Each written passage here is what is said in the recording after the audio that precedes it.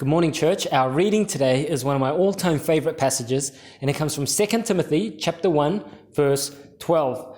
Paul says this to Timothy. He says, "That is why I'm suffering as I am, yet, despite the suffering, yet this is no cause for shame." Why?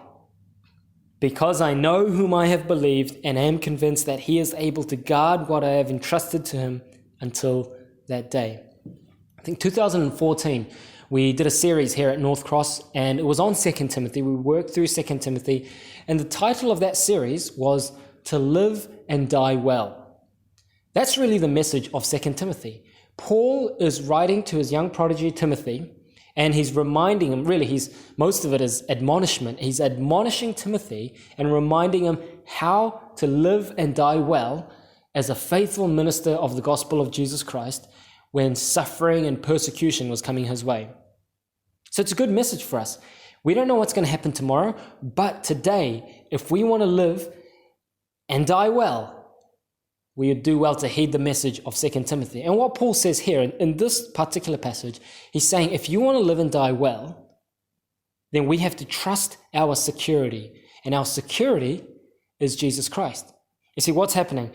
Verse 12 at the start, he says, "This is why I'm suffering," because he's preaching the gospel. Paul says, "That's why I'm suffering, for preaching the gospel, but it's not shame for me." It's not shame. It's no cause for shame, because he knows who he's believed and knows that he's able to guard what I've entrusted to him until that day. I just want to make one observation here. Why does knowing Jesus Christ and knowing that he's able to guard and hold on to Paul's life spiritually until the end of time, why is that? How is that linked with this is no cause for shame? Why is knowing that truth mean our suffering is no cause for shame? Well, let me explain it like this. Imagine if he didn't know who he believed, and he didn't know whether Jesus Christ could guard what he has entrusted to him, namely his life. He doesn't know if Jesus Christ can hold on to his life.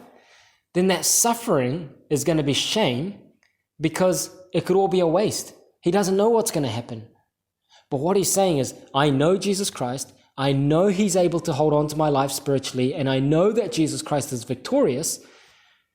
So the suffering I'm going through now, it's not a cause for shame. It's just a momentary affliction in terms of eternity.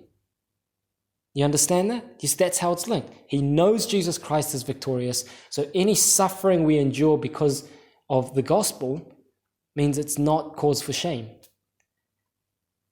So our thought for today is this.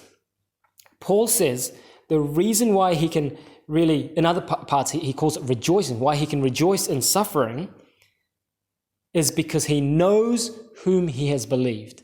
It's based on his knowledge, and it's not just a head knowledge, but an experiential. He knows whom he has believed. If that's the case, how is it that you, your household, your flatmates, your family, how can we get to know this God whom we believe better throughout these days? How can we deepen our knowledge and relationship with him?